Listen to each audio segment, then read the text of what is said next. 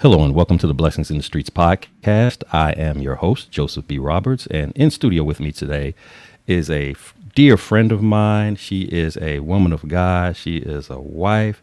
Her and her husband are masterful on the dance floor, and she just has a heart for service. And she's taken some time out of her busy schedule to join with us today on the podcast to share a little bit of her journey and letting you know what it's like to go through challenging moments, but also showing you what it's like to actually make your way through that without allowing it to overcome you, overwhelm you, to trap you in one place, but actually giving you some inspiration and hope to know that just because we go through difficult times doesn't mean that you have to be stuck there. It doesn't mean that it's the end of your story.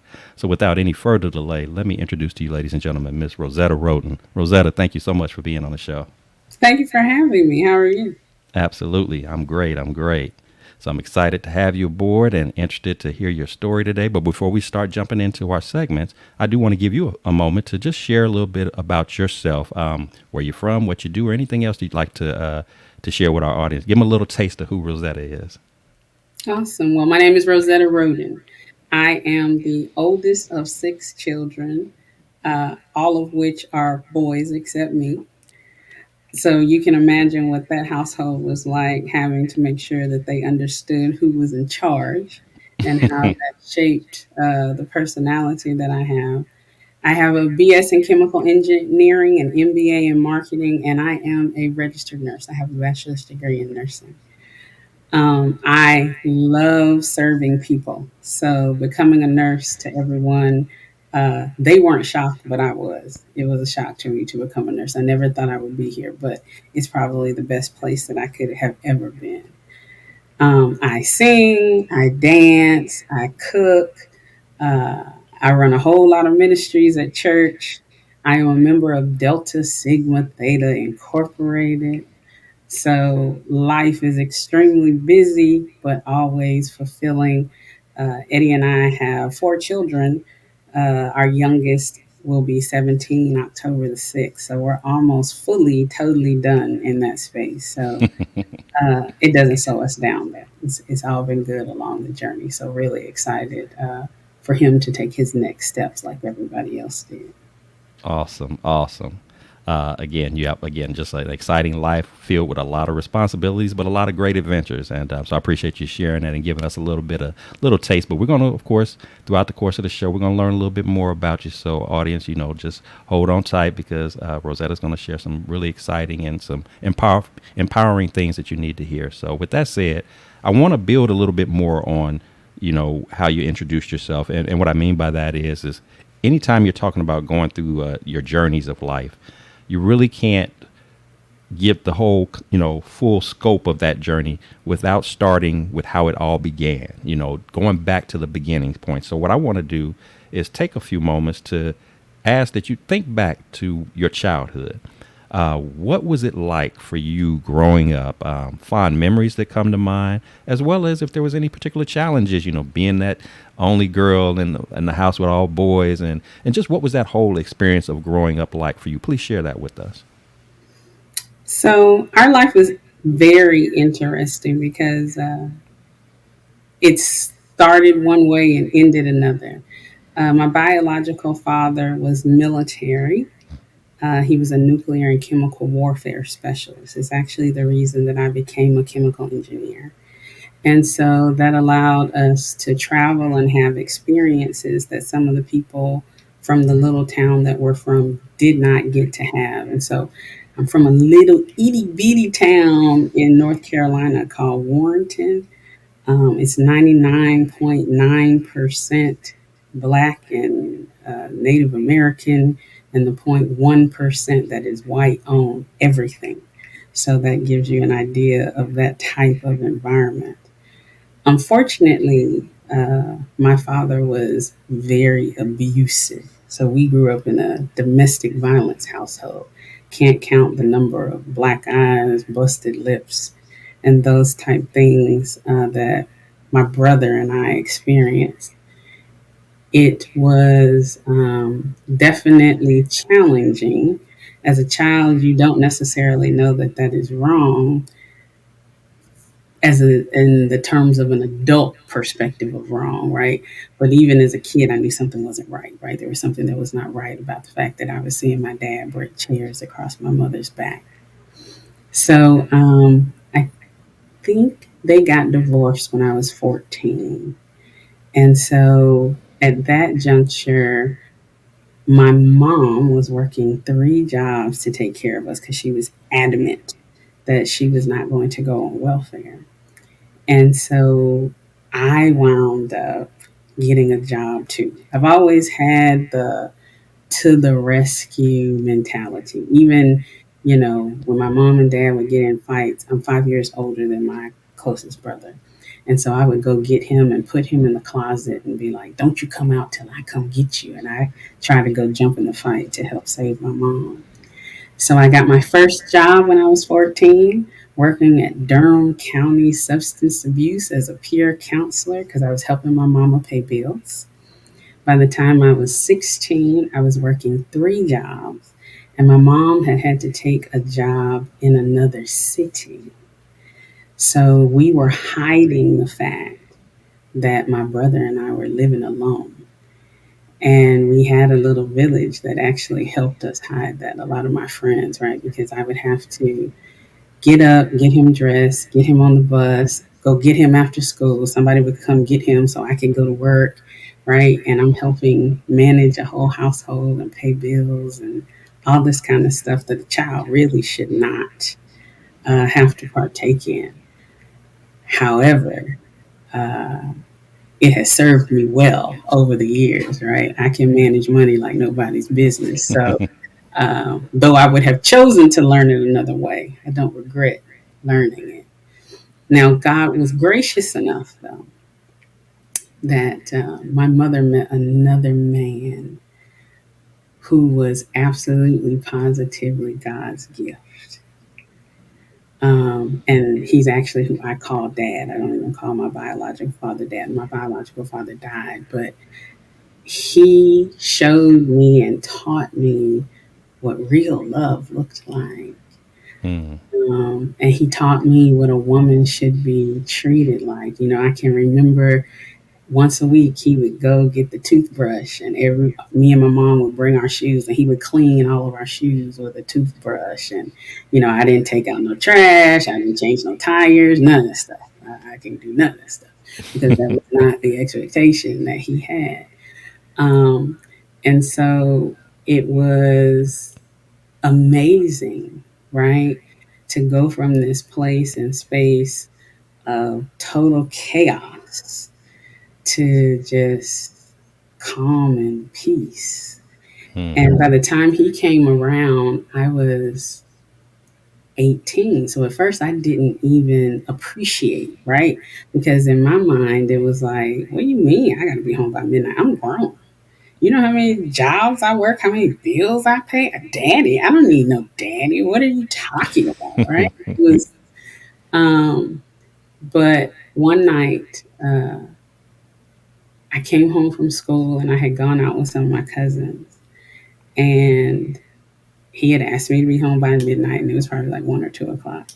And my parents live on 10 acres of land in the country, right? We're talking no street lights, no street signs, right? When I tell you to come to my house, I'm like, go around two curves, and when you see the wagon wheel, slow down. That's how far in the country it is. Hmm.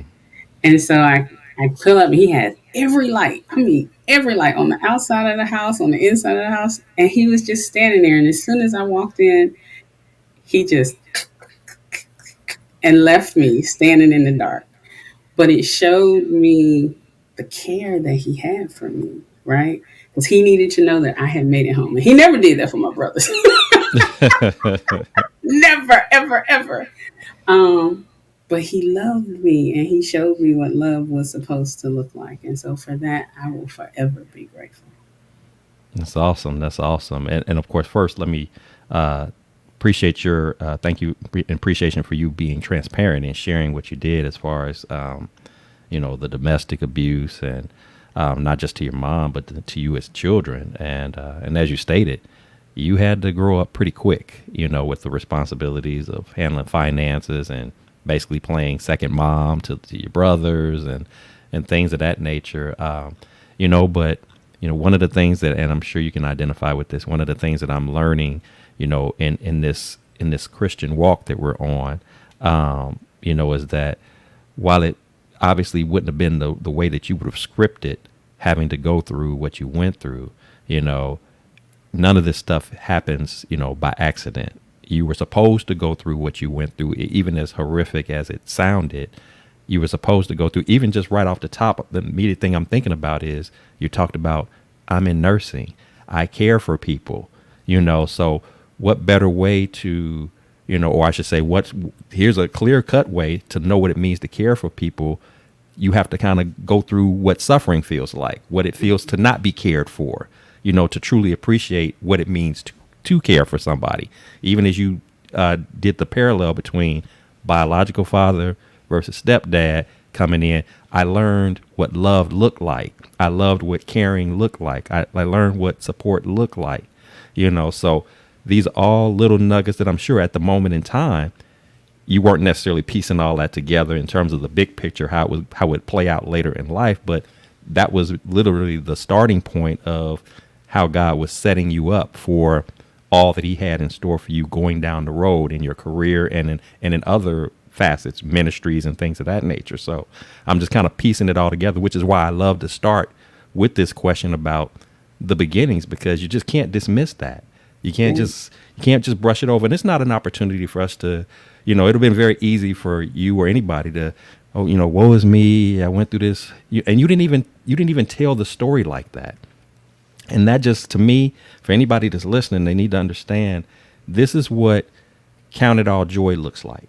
Yeah. When you're able to speak about a dark time in your life, but speak about it with a smile on your face, not because you enjoyed it, but you understand now why it was all necessary. I'm understanding the process, and you know that, hey, this is just a part of the journey, and the journey is just as important as the end result, the big picture. It's all necessary. It's all needed. It's all valuable.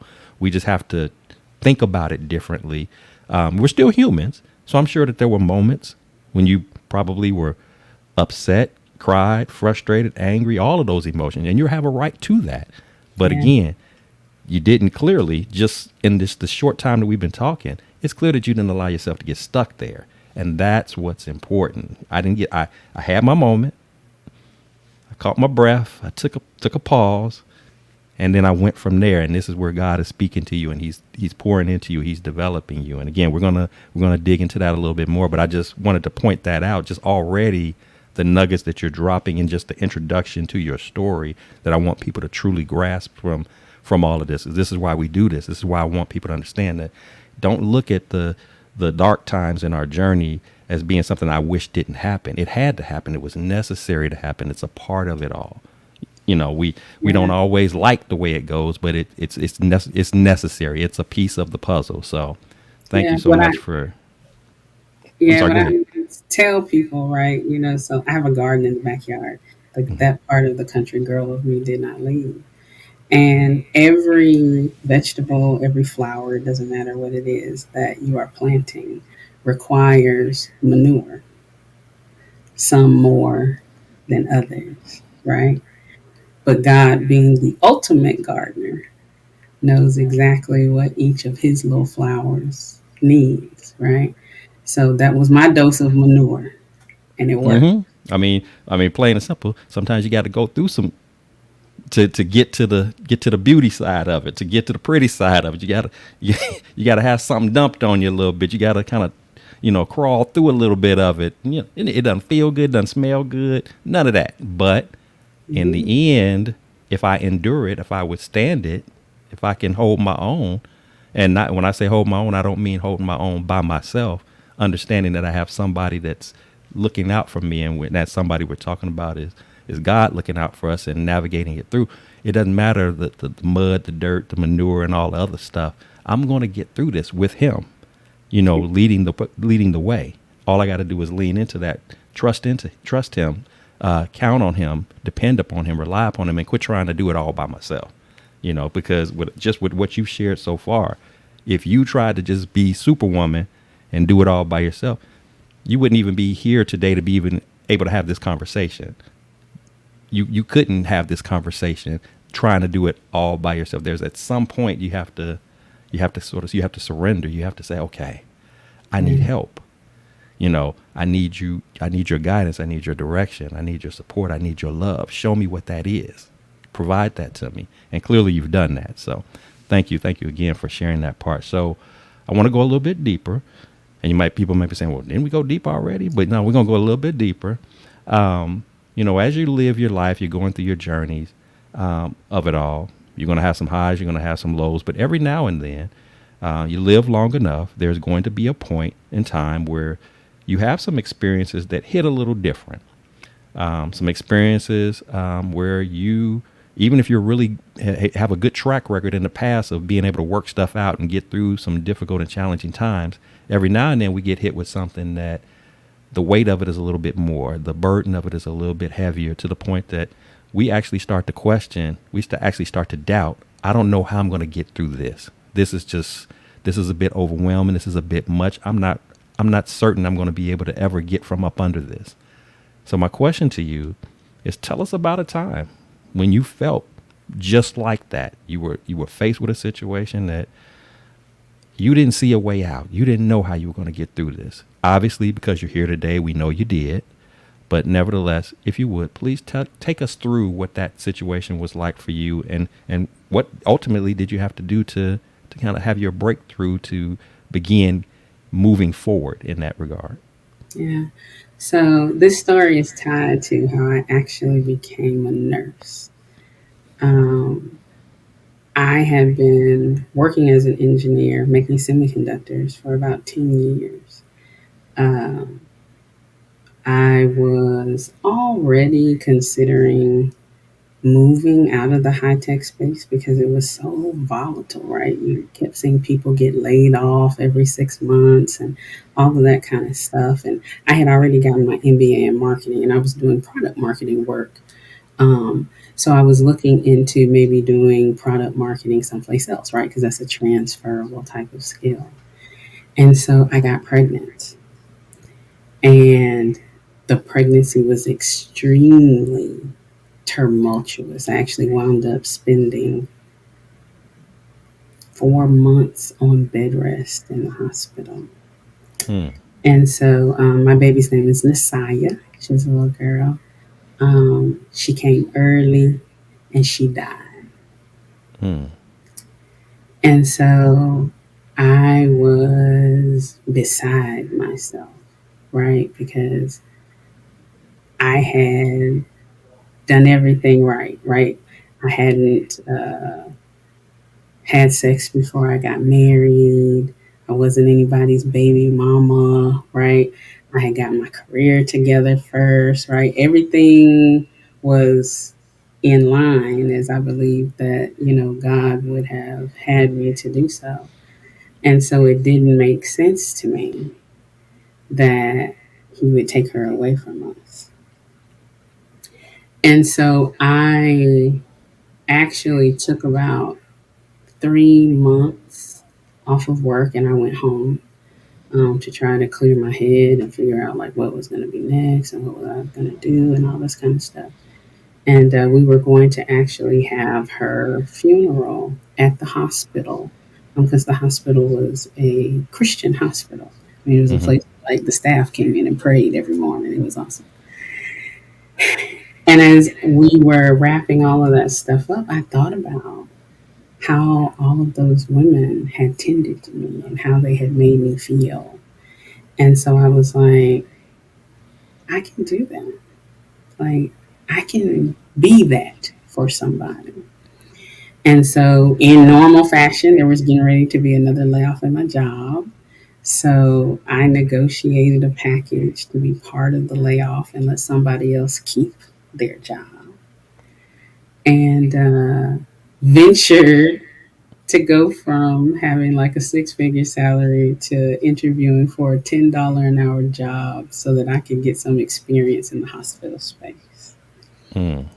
And I remember walking into my first interview, and it was at the hospital. that I had been at. And, they had multiple locations like all of them do.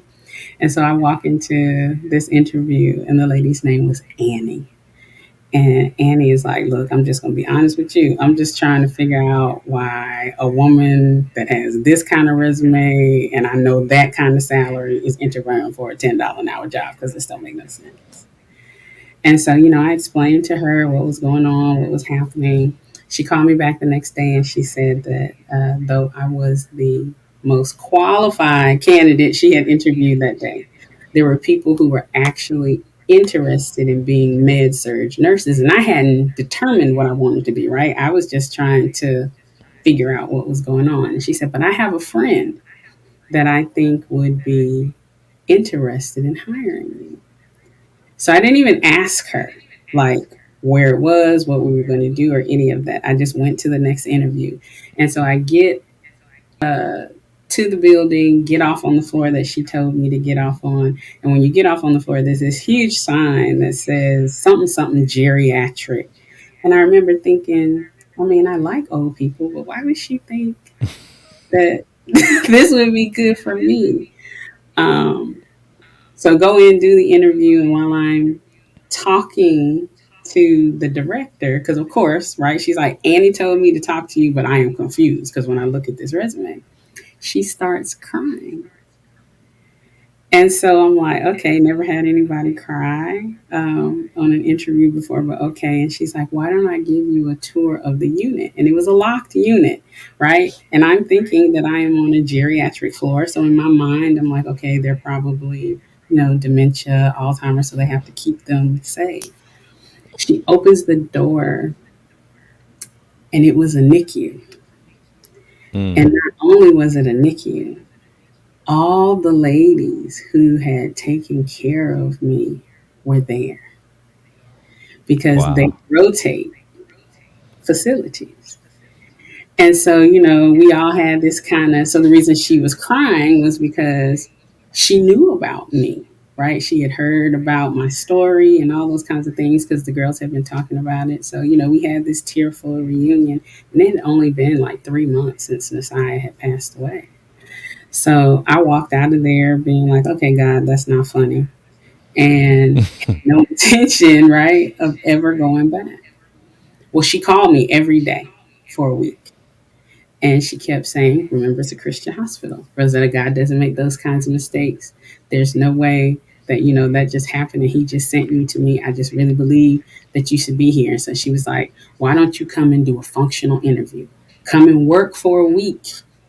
And if you don't like it, I'll leave you alone. So that was October of 2009.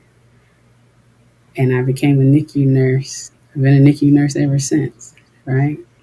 Mm. Worked there for a couple of years while I went to nursing school to get my degree. Came out and, wound up taking a job at Baylor. But the true, like, turning point for me in that, and I will never forget this, never forget this. I sing, right? And they called me the baby whisperer because I always sung to the babies. And so that meant Mm. that the time when we had drug babies, they would give them to me because I would sing and rock them all day. And so we had this one baby whose both parents were like heroin and meth addicts, and she was really sick. And so this particular night, she was having a really bad night. And I walked to the back of the bay and I had her in my arms and I was crying and I was pissed. And I was saying to God, how could you? You took my baby, but you're going to make me take care of these people's babies who don't even deserve babies. How could you? Mm. And just as clear as you and I are talking now, I heard the following in my head. You tell everybody about how Messiah changed you. What makes you think I can't use this baby to change them? Mm. And it was like, oh, right? Everything has its purpose. And so at Right. that moment, it was like, this is what this was meant for me. This is why this was meant for me.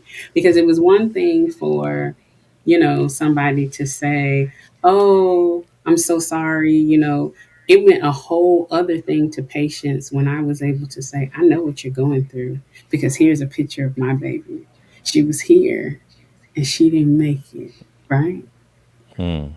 And so that connection and that whole just experience of going through all that, Genesis, I think it's 50:20, where Joseph is saying, you intended me harm, but God intended it for my good to accomplish what is now being done, the saving of many lives. Hmm. That's what God did with me, right? The devil thought he was going to take me out, and instead, I wound up saving many lives, figuratively and literally. Wow. Wow. Wow. Again, thank you for that transparency. I'm sure you've told this story a number of times, and it can't be easy to tell. But as you said earlier, God does not make mistakes. As that lady tried to tell you in the very beginning, this just doesn't just happen. And again, for those who are believers, we understand this. For those who are on the fence or maybe just don't know, you can't make this stuff up. This is just not scripted moments or anything like that. That's just how God moves. And he will take some of the most unexpected, in some instances, just unorthodox, at least to us, type of situations. To think that, to lose a child, I can't even begin to tell you, I understand what that feels like because I don't. Um, but to lose a child and then for God to take one of your darkest moments in life and manifest that into a blessing for you. He transitioned you from a career to a calling. You didn't go to school to be a nurse. You went to school to be an engineer. You marketing, you doing all that. How does one go from, where's the logic in going from six-figure job to $10 an hour, going from the darkest pain in my life to putting me dead smack in the middle of where that pain originated, Yeah. where I got to see every day the pain that I personally went through. And as you said, you got to that moment of frustration where you're like, nothing against the baby, but these parents Right. are the ones who got these babies sick. That's This right. baby is fighting for his or her life because of these parents who didn't care. And I did all of the, what would have been considered to be all of the correct, health wise, moral wise, everything. Like you said, I tried to do quote unquote the right way, and you took mine. But again, it was for a bigger purpose. And I'm sure in the moment, initially, you couldn't see that. But that's where, when you have that relationship with God and you allow yourself to be open, again, you can have your moment.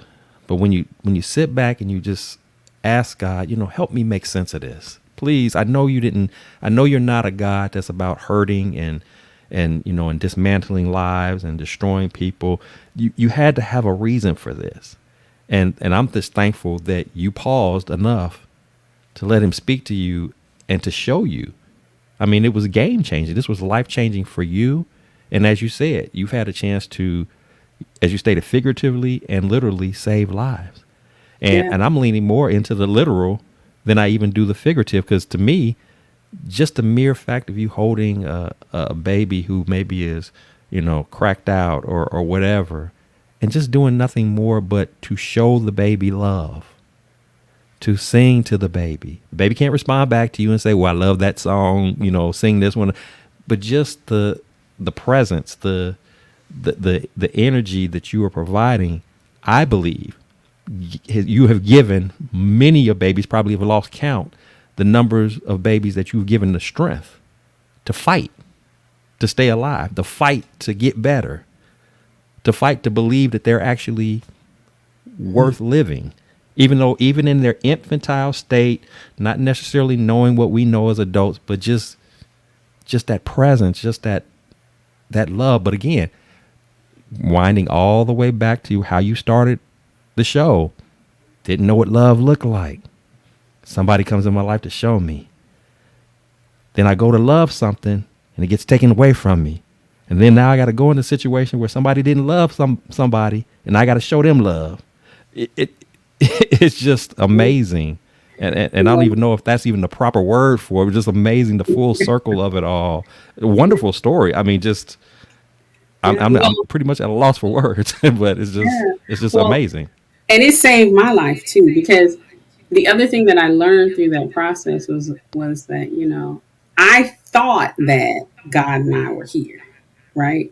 Mm-hmm. Because I was the check the box chick, right? Mm-hmm. But I had never, and I mean never, had an honest conversation with God until then. And it was because at that stage, I felt like there was nothing else he could do to me, right? There was nothing else he could take from me. There was no other way he could punish me. So I didn't care, right? And I remember, going into the closet, shutting the door, and having it out. Like, do whatever else you want to do because clearly you don't care about me, and blah, blah, blah, blah, blah, Mm-hmm. blah, blah, blah, blah. And I'm probably going to get struck down because, I come from this Pentecostal type background and all this kind of stuff. But I need you to know how I feel, you know. And he didn't strike me down, right? Instead, Mm-hmm. started this relationship and this dialogue and revealing all these things. And there is no way. I mean, I would have lost my house, my life, everything I own if anybody would have ever said, "Oh, girl, you're gonna wind up being a nurse, and then you're gonna do this thing called managed care." Who? Me? Right? But even though it was the worst thing that ever happened to me, it was the best thing that ever happened to me. The best. And I love that you say that. I love that you said that because that's something that I tell people. I've had an opportunity to tell a few people when I think about the passing of my mom. That's exactly how I've defined that. It was the worst thing that ever happened to me, but it was also the best, one of the greatest blessings that ever happened. And it has nothing to do with, I'm glad my mother passed. Absolutely, I'm not. No more than you're glad that your child passed. But what God manifested out of that dark space, out of that pain, it had to happen because if it doesn't happen, you never go down your path. I never go down my. We would never do it. And That's that's why right. sometimes God has to allow a moment of isolation where he just pretty much just blows up your whole situation. Everything that you thought was your little safe bubble, your safe space, when God sees that you're getting a little bit too comfortable, a little maybe getting a little too self-sufficient, if you will, like I got this all together. As you said, I'm logical. I checked off, so my career is right, my money is right, this is right, this is right. Oh, he's looking at you and he's proud of what you've accomplished, but he's also looking at you like, okay, you seem to be thinking that you are responsible for all that's happened. That you did everything, and you kind of starting to forget about me. So for your betterment, to make sure that you are not only reminded, but to make sure that you don't miss out on some blessings, let me blow up your little situation. Yeah. Let me just throw a monkey wrench in it all. It's gonna hurt. It's gonna sting a little bit, but I'm here for you. You're gonna get through it. But he has to do that to us every now and then to get us to get our attention first, and then have an opportunity to pour into us as he needs to show us, you know, that he's still God. And again, what he has for us that we're missing because we're just in our little comfort zone, where our little comfort space. We just think we got it all Mhm. figured out. Well, and for me, I don't think it was about thinking that I had done it all, but I think it was about my misunderstanding of him. Hmm. I had had an abusive father, right? And I saw God in the same way, right? He was not this. kind, caring, loving person like God had brought into my life after. God was this demanding, rule having, right? I can remember as a Mm-hmm. kid, my dad, again, he was military in addition to everything else, right? So when we cleaned something, he would do a white glove test on us. Mm. And if he found anything, we would have to go back and redo the whole house.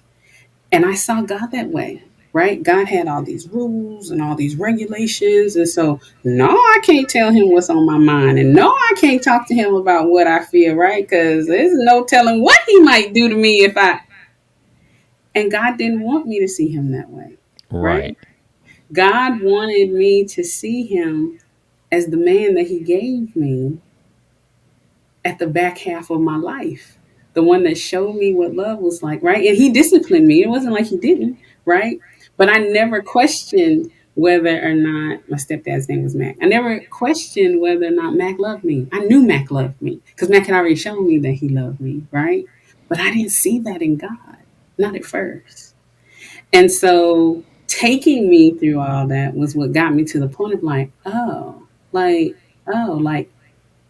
those aren't boundaries out of some kind of domineering space. Mm-hmm. Those are boundaries to keep me safe. Exactly. He's waiting for me with all the lights on. Uh-huh. Yeah. I think that's a perfect illustration. Yeah. Yeah, exactly. That. And I just never would have gotten there. Again, I never would have gotten there. And it's not like I didn't grow. I mean, my grandmother, uh, everybody had that praying grandmother, right? That was her. I am named after her. She delivered me. I wasn't even born in a in a hospital. I was born in a house. And my grandmother and my godmother delivered me. That's how small of the place is that I am from. And my grandmother could quote the Bible back and forth, and she was the center of everything. A woman who not one day in her life ever had a job, ever had a job. But I never saw her without a dime or food. And we gave to everybody in the community, right? Mm-hmm. Everybody knew her name was Rosa, so I'm named Rosetta after her.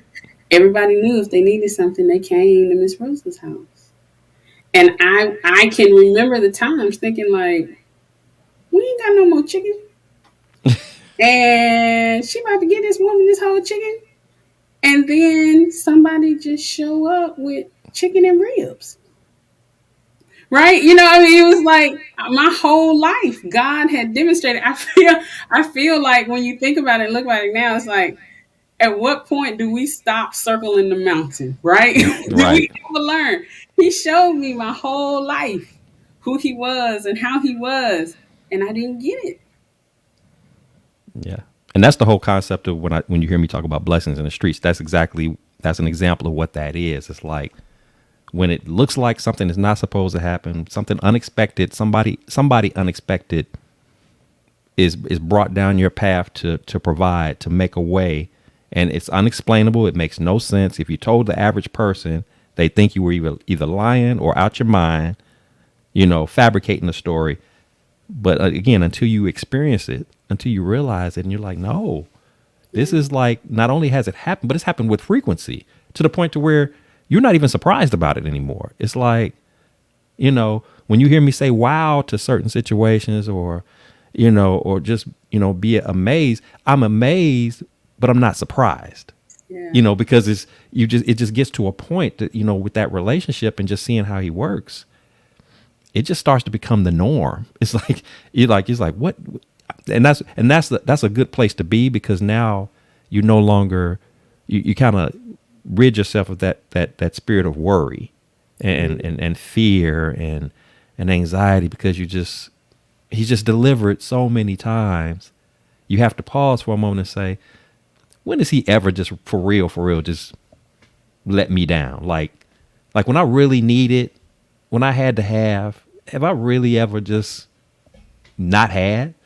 you know, I mean, a person could be homeless, but are you really homeless if you actually had a car to sleep in, or a bridge to tuck yourself up on? Are you really like you? Because you had some shelter. It may not have been the ideal shelter. right. You may not have had a full meal, but you got something to eat to sustain you to the next day. You might, it's just it's just how he is. And just when you think you got him all figured out, then that's when he throws something else at you, and you're like, man, I just and again, that's where that steady amazement and just awe, like, this is awesome. This is an awesome place to be and an awesome relationship to be a part of. And like you said, it doesn't happen overnight. We don't always know in the beginning, as you shared, and I can totally relate to that. Misunderstanding, not appreciating it, not fully getting the whole scope of it. But as time goes on, the months, the years, the experiences, the challenges, you're like, okay, it's making more and more sense, and it positions you again as you share stories like this in this platform and in other platforms. You're able to pour into people in that Nick unit. You're able to pour into people and say, hey, been here with you. You know, I'm not saying my experience is exactly yours, but I know the experience. I've been down this road. I know the emotions that kind of are playing out in your head: sadness, anger, frustration, wanting to punch a wall, wanting to wanting to do all of that. I get it, and people can connect with you because you're now relatable. But you Yeah. wouldn't have been relatable if God didn't send you through that storm. He had to in order for you to be effective in what you do. So again, awesome, awesome. I love it, love it. So Rosetta, when you do find yourself faced with adversity, and I know you've talked about some pretty heavy stuff, but we all know that adversity is not always, something over the top. Sometimes it's just a little common annoyance of just day to day life that we just deal with. That can happen at any point in time. So what I'm curious to know is, what is your process? What is your routine, if you will, that you like to go through that sort of helps you deal with adversity moments? What do you like to do? What is that regiment for you that works for you when you find yourself facing these challenging times? Yeah. So people say that I am somewhat of an anomaly when it comes to emergency situations. And if they understood my story, they would know where that came from, right? Because when you grow up in the way that I grew up, you really don't get the opportunity to have just kind of freak out moments, right? Mm-hmm. Um, and so for me, um, I'm always in line. I got to get everything done first, right? So it's like assess, address, then freak out. I mean, like one night, I tell this story so people understand. I normally worked in the high acuity unit with the sickest of the sick of the babies. And this one particular night, they had me in the other unit, which was the unit where they're the what we call feeder growers. So they're getting ready to go home. So you get to change their clothes, hold them, feed them, whatever. Blah, blah. And so my Baymate and I were just talking. She's on the other side of the wall, on this side of the wall, and we would always weigh the babies at midnight. And I walk over to this baby's crib, and the baby was the color of your hair. And so that meant that she was not breathing. Mm. And so I'm like, hey, I need a little help. Now I'm pulling out the bags and all this kind of stuff, right? Start backing the baby. And she's still just over there talking, okay, I'm coming. Da, da, da, da. And I'm like, no, no, no, no, no. Like, I need some help. And she's like, oh, well, okay, well, let me da, da, da. And I'm like, no, no, no, I need some help. Now my voice never changed, my right, and I'm compressioning and bagging this baby. And so she comes around the corner. She's like, "Oh my God, you need help, right?"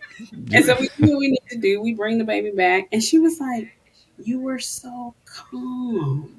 Like, Mm-hmm. really, really, Rosetta? Like, really? I had no idea that you needed help. And I'm like, well, am I supposed to just fall out and fall to pieces? That doesn't help us. Um, but I am trying to, right? This is one of my growing spaces, be more attached to my emotions because growing up, I didn't have space for that, right? Mm. I had to be able to be in my head at all times so that I could get us to safety. I could get us out, right? That I didn't have, there was no flight. It was all fight. That's the way my mind functions Survivor mode. Yeah. all the time, right? And that's not healthy either. Mm-mm. Let's be clear about that. That's not healthy. There's a whole slew of stress and things that I carry that I don't even realize it because I was so accustomed to being in that chaos, but being together, right? Because I couldn't show that I was being beat up. They would come get me, right? So all those things that I took on as a kid, I took into adulthood. Now, in some ways, they're good, right? Because when something goes wrong, my stepdad, he passed away a couple of years ago, and he actually passed away here in my home. Hmm. um, they came to visit, and he had a heart attack. And so, in that space, right, I was able to get him to the floor, do CPR. After we found out that he was deceased, I was able to handle all the stuff to get him from Texas to North Carolina for us to bury him. I mean, because my mother was beside myself. They had been together 40 some years, right? Um, and I think it was probably 6 months before I actually broke down, like, he's gone, right? Because at that point, everything was done and everybody was okay. Um, so, it's like the address and the assess is good, but you need to have that space of release and let down and let go. And, when Nasiah died, I actually had a group of older women who got me through that process. I probably would not have made it without them at all.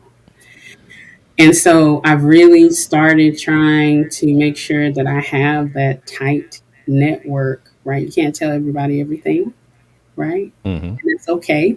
That's okay. You don't have to tell everybody everything. Just because you can't tell friend A, but you can tell friend B, doesn't mean that friend A is any less your friend. It just means that friend B has the skill set that you need at that point in time. So, the more well rounded your circle is, the better off you are. And so, I really started trying to be transparent and open with my little circle about what's stressing me, what's bothering me, and not just holding all that stuff in. And then, of course, right, we always work the rest out with God, but uh, He sends us people for a reason. And I don't think we utilize that enough. We're too worried about what people think. Um, Hmm. and at the end of the day, that really just doesn't matter. And if we could ever get to the place and space where we all realize that, right? I have this T-shirt that says "Mind the business that pays you," um, and you know, you don't have a heaven or hell to put me in. So why am I trying to impress you? If God is okay with it, and I feel like me and God are okay with it, what difference does it make what anybody else thinks? Right. Mm. But yeah, so assess, address, but freak out, and sooner than later. I'm glad you are at a point where you're desiring to get more of that out of you, and like I said, instead of just trying to be the strong one, the tough one all the time. And that is a common characteristic of the nurturer, the encourager, the one who's usually the person that people count on to be their strength and their rock. And you've heard me say this before, and I've said it to others. It leads you to that question of who encourages the encourager. you Mm. know where does the encourager go to be encouraged? And yeah, as believers, the easy answer is, oh, well, you just go to God and you just pray. And we're not dismissing that, we're not watering it down or downplaying it, but as you stated, God also sends people. He has people around us in community that we can lean into, that will be that sounding board for us, that will allow us to do it in a safe space, judgment free, but at the same time will keep it real with us. Will tell us what we need to hear and not what we want to hear. And all of those things. So he has a way of doing that, and a lot of times we can fall victim to coming up with excuses like, I don't have anybody, I don't have friends. Like, oftentimes the people who you can talk to are right there. What inhibits us is, like you stated or you alluded to, is that we let our pride get in the way. I don't want anybody to know that I'm struggling. I'm having some issues, whatever the issue is, like as if nobody else goes through storms. And a lot of times you'd be surprised, you taking the initiative, even in your painful moment, to say something might actually convince somebody else to, you know what, I've been dealing with the same thing. Yeah. I didn't know how to say it. And you saying it gave me courage to say it. That's why I shared with you, when we talked at the beginning, was you doing what you're doing now, sharing your story matters. Somebody is listening, is going to have an opportunity to listen to this podcast, and they've been holding it in. They've been in survival mode. I can't show weakness and they've been assigning it as weakness and vulnerability and being, a punk or whatever you want to call it. No, we all go through stuff. We all have hurts. We all have setbacks. It's Yeah. life. It's what it is. But we just can't keep it inside, because that's the equivalent to holding like poison inside. So you want to keep that poison inside, but expect to feel better over time. If you never let it out, then Right. how do you begin the process of recovering? The process, more importantly, the process of healing. How do you do that? You Yeah. know. So And so I'm look, glad you. public service announcement. All you judgy Christian folks that prevent people from being able to do that, God got one for you too, right? 'Cause that's the other part of that. That's the other part. We Yeah. we all we all know. Eddie and I watched this, and for those who don't know, Eddie's my husband. But we were watching this show, not a Christian show. It was called Assassination Nation, and it was about this town where somebody was hacking people's phones and sharing with everyone what was on the phone. And so the first Mm. person that they hacked was the mayor, and the mayor had all these kind of like other tendencies that nobody knew about, right? And so, oh, they just castrated him so much so the man killed himself. Well, after the mayor killed himself, the hacker started going like family to family. And of course, most of the stuff that those families was doing was worse than what the mayor had done from the beginning. Mm-hmm. 'Cause see, the reality of the situation is that most of us, it's not that we choose not to do that stuff no more. We just can't, right? Right. Right. Right? We just can't for whatever the reason is. So don't act like you ain't got none of them skeletons in your closet too, and quit making these people feel bad for having problems and going out here and trying to fight stuff by themselves because you had a judgment or something because we just can't see what's on your phone yet. But we know. Exactly. And that's where I think the theme of our conversation has been. That's where that love comes in.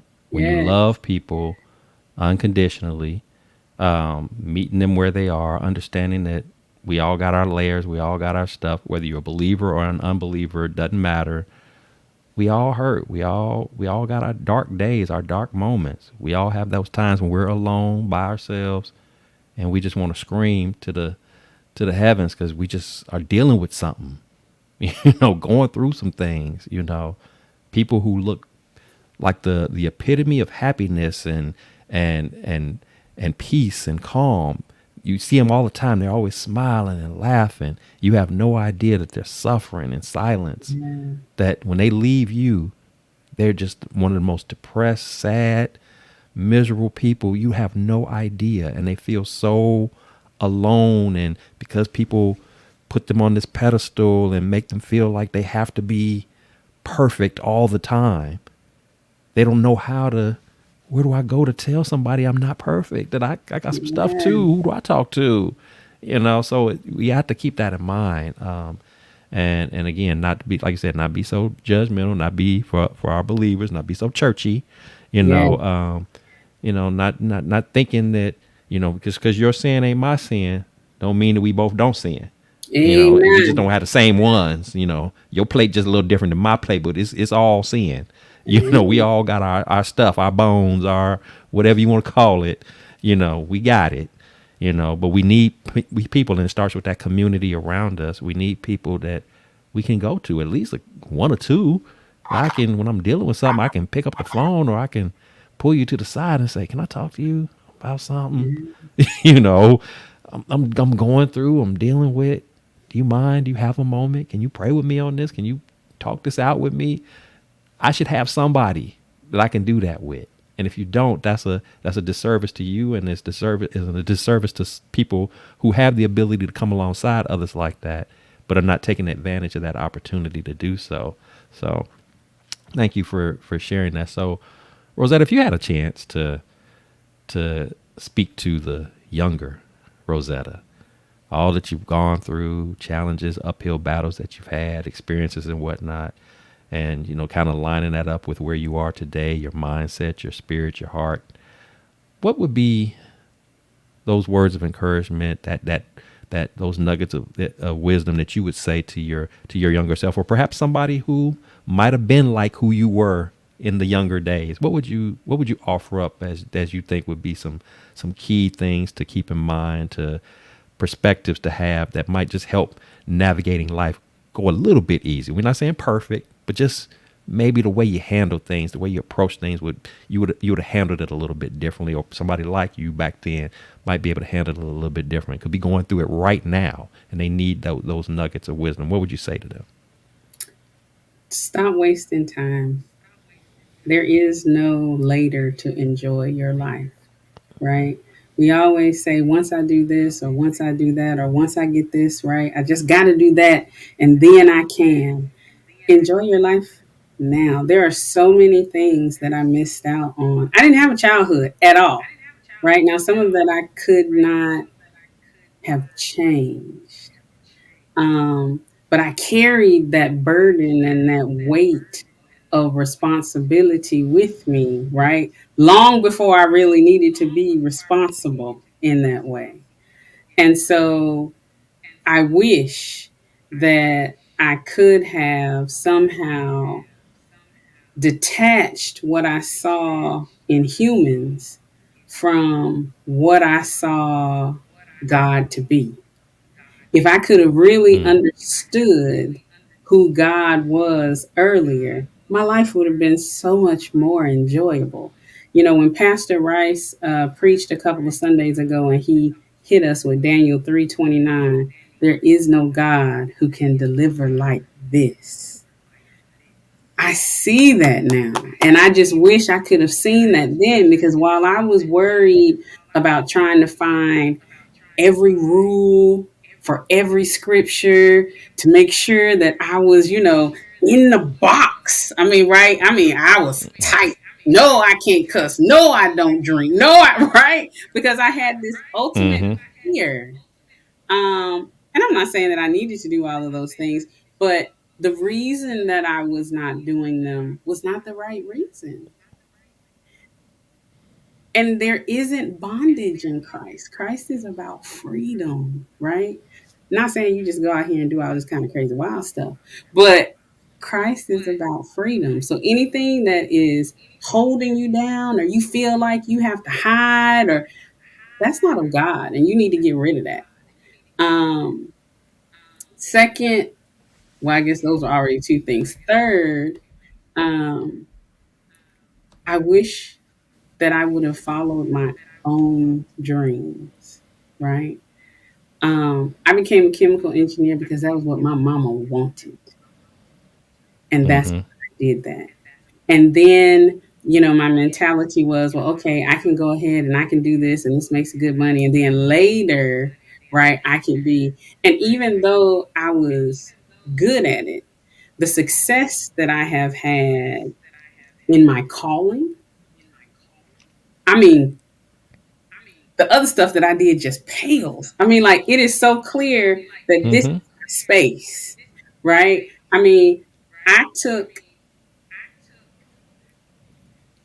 I made more money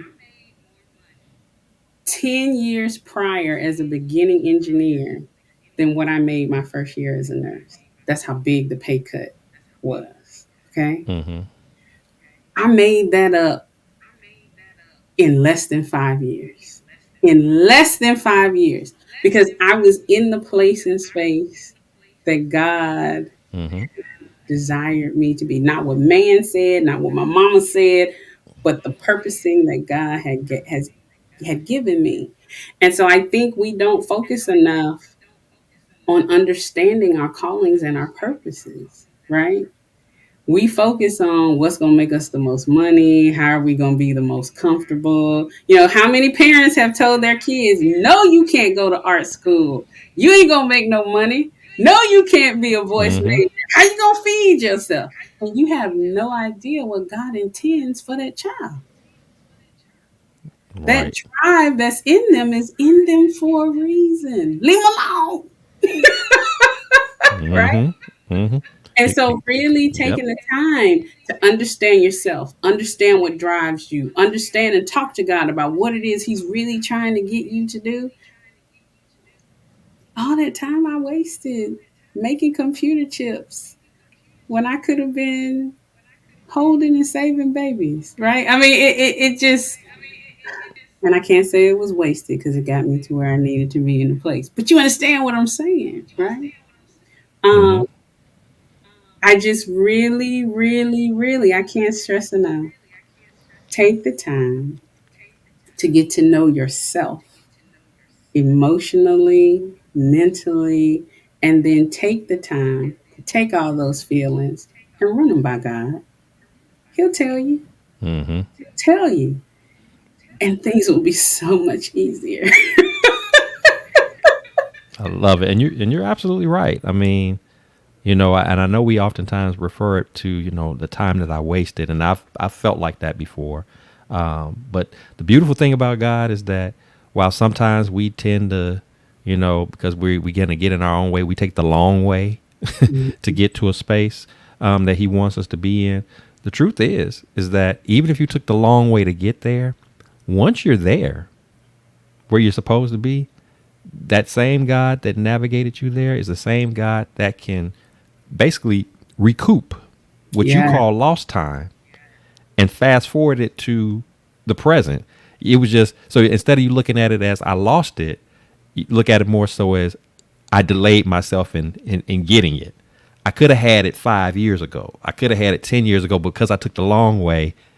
I had to wait longer than needed to get it. But that doesn't mean that God will forfeit the Yeah. reward. He won't forfeit the blessing because you took the long way. He'll navigate. Okay, you want to go the long way? Okay, I can work with you on the long way. Well, this is how we're gonna do the long way. To get, as long as in the end I get you where you need to be.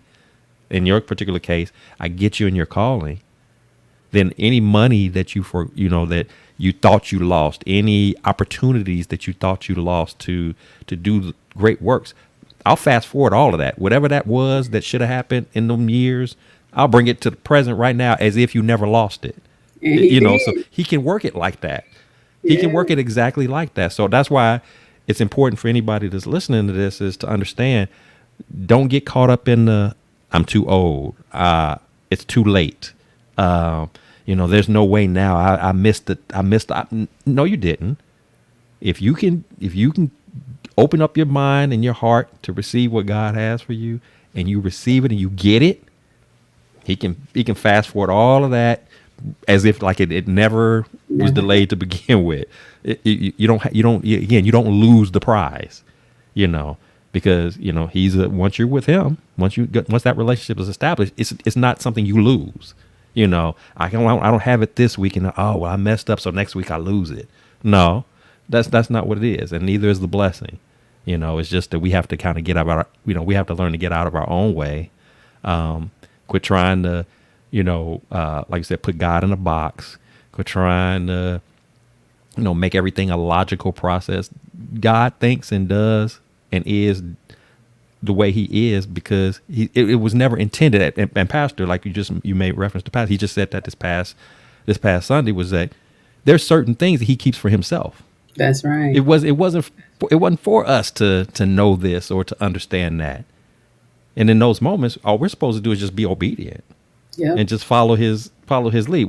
It doesn't have to make a lick of sense to us what And God is normally putting it out will there. not. He, and yeah, but the only reason why it doesn't make sense to us is because we're thinking of it from our human perspective versus the divine perspective that He's translating it. So it wouldn't make sense for us to be blind and God says go pick up some mud and rub it on your eyes and then you're gonna see. That would be idiotic to us because we're trying to, to us 2 + 2 is 4. To God 2 + 2 is 5,000. That's right. We can't process that in our logical, safe comfort zone space. There are people right now who won't believe because it doesn't logically make sense to them. They're looking for a formula of, that again, 2 plus 2 is 4, A plus B is C. And if Yep. it's anything different than that, then it can't be true. If it's anything different than that, it must be flawed. No, we're the flawed ones, you Hmm. know. But God there's nothing flawed about him. There's nothing about what he does, what he allows to come our way. Nothing about it is flawed. Nothing about it is accidental. Nothing about it is random. It's all with a divine purpose for us to be able to ultimately get to the point that we need to understand what he created us for. What was our whole purpose for us to be here? He didn't just put us on earth to just be, to just exist, to be born, to grow up, to work a job, to have a family, to die. He didn't, he didn't just put us out there for that. We all have our own unique purposes and gifts and talents. And we just want to make sure that for whatever time that he's blessing us with, that we make the most of it, of what we have while we're here. So that when that moment in time comes and we're face to face with him, he can say, Rosetta, job well done. Joe, job well done. We don't have regrets. He's not playing back all the stuff that we left on the table that we should Yeah. have been doing or could have been doing. So awesome, awesome. So before I let you go, Rosetta, if you would, I want to take, of course, the opportunity to love on you, to celebrate you, to acknowledge you. If you got anything that's going on, any exciting news, any upcoming events or adventures, anything of the like, please do share that with us so we can again just celebrate you. Well, right now I am in a season of rest. And that is something to celebrate because you do a lot. Yes, yes. Um, Anyone who ever gets an email from me, I have a quote in my signature. It says, "When I stand before God at the end of my life, I would hope I could say I used everything you gave me." And I think I was taking that a little bit too literal, right? Um, since COVID, right, I have been singing in the choir. My husband and I run the marriage ministry. We do the announcements for the church. I was the nurse for our church school. I am on the board of the National Association of Healthcare Service Executives, right? So I'm just doing all this stuff. And so finally, my husband said enough. And so we are on sabbatical from all of the ministries. I still do the announcements. I couldn't walk totally away. But we still working on all that. Uh, but my birthday is next month, and for my birthday, we are actually taking a 2-week trip to Fiji, and we are going to totally disconnect and chill out. And my boss, he's like freaking out, like, what am I going to do with you? Because as interactive as active as I am at church, I am at work. There's no question about that, right? And so he's like, how am I going to make it for 2 weeks without you? And I'm like, I think you're going to have to figure that out because You're I'm, gonna be all right. yeah, how to rest. And it has been hard. I'm not going to lie to you. It has been hard. Like, when I see things pop up in the group me about the married couple stuff, I want to respond on, oh, I can't do that. Somebody will come and ask me, hey, can we da da da da? And I'm like, oh, you got to go talk to Mr. Triggs, right? Because Mm-hmm. that I'm accustomed to that leadership role. So, y'all just pray for me that I can learn how to rest, really, really rest. My husband and I both have some health challenges we're trying to manage, so this is also a time for us to kind of figure some of that out and get ourselves together to come back more empowered and fired up and refreshed to further God's purpose in all of our lives, right? Because none of this is just about us, it's about all of us. Absolutely, absolutely. Well, again, I think that first we want to celebrate your in advance your upcoming birthday and the big trip to Fiji. I mean, that'll be all cool and exciting and relaxing. But I think just right out the gate when you said mention, and I knew you were on your sabbatical right now, that celebrate that. I think we don't celebrate that enough. We need to celebrate and appreciate and acknowledge the importance of rest. Yeah. We get it caught up in our day to day rigmarole of life, the work, the kids, the spouses, the everything that's going on, and in the mix of all of that, we can sometimes, without realizing it, we can get into a burnout mode to where, we're not the best versions of ourselves, and for all the gifts and all the talents that we have, what good is it going to be if you laid out on your back? What good is it going to be if you're up in a hospital room because you won't take a moment to pause, to reset, to refuel? So why you didn't, put out, oh, I got this new book or I got this new job or this new project. Those are all wonderful and exciting things, but just as exciting, just as powerful, just as important is just, hey, I'm going to take a break. I'm going to chill for a moment. I'm going to sit my behind down and get some rest. I'm going to heal up. I know your husband, he's dealing with some stuff. He's just as hard as you in terms of don't want to sit still, you know, sit still.